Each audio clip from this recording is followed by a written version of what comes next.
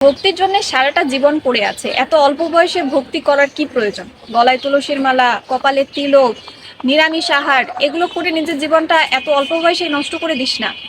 আচ্ছা করবি, ঠিক আছে, সময় তো আছে, বিয়ে কর, সেটেল হ, তারপরে এগুলো নিয়ে চিন্তা কর।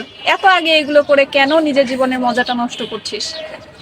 এমন অনেক শুভাকাঙ্ক্ষী আমাদের জীবনে আছে যারা আমাদেরকে এমন উপদেশ দেয়, কিন্তু তারা হয়তো জানে না যে আমাদের প্রত্যেকটা মুহূর্ত মূল্যবান। আজকে এই মুহূর্তে আমি এখানে আপনাদের সামনে দাঁড়িয়ে আছি, এক মুহূর্ত পরে আমি এখানে দাঁড়িয়ে থাকতে পারবো তার কোনো নিশ্চয়তা আমি আপনাদেরকে দিতে পারছি না, আপনারাও আমাকে দিতে পারবেন না।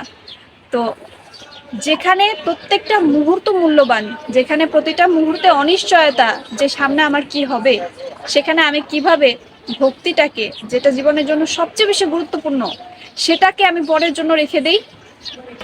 আর বহু কষ্ট করে এই জীবনটা পেয়েছি, অনেক কষ্ট করে 84 লক্ষ জনে ভ্রমণ করে, ভগবানের কাছে অনেক আকুতি মিনতি করে মায়ের গর্ভ থেকে বের হয়েছি।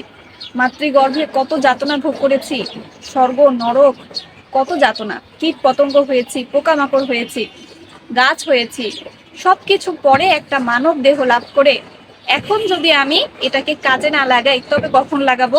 তো একটু ভাবনা চিন্তা করে সিদ্ধান্ত নেবেন। হ্যাঁ, জীবন উপভোগ করার জন্যই, কিন্তু এই ভক্তিতে এসে জীবন যে উপভোগহীন হয়ে গেছে এটা আপনাকে কে বললো? জীবন তো আরো বেশি অধিক উপভোগ্য হয়ে গেছে। এখন সকাল থেকে রাত পর্যন্ত আনন্দ আর আনন্দ, উপভোগের কিন্তু কোনো কমতি নেই। আমি হরে কৃষ্ণ মহামন্ত্র কীর্তন করছি, আপনারা পার্টিতে ডান্স করছেন, আর আমি সংকীর্তনে ডান্স করছি। আপনারা অনেক রকমের ব্যঞ্জন রান্না করে খাচ্ছেন, আমিও অনেক রকমের ব্যঞ্জন রান্না করে ভগবানকে নিবেদন করে প্রসাদ পাচ্ছি। আপনারা গান গাইছেন, আমি ভজন গাইছি, কোথায় কমতি?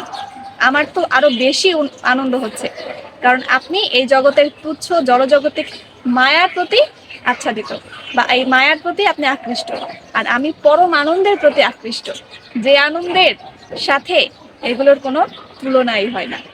হরি বল।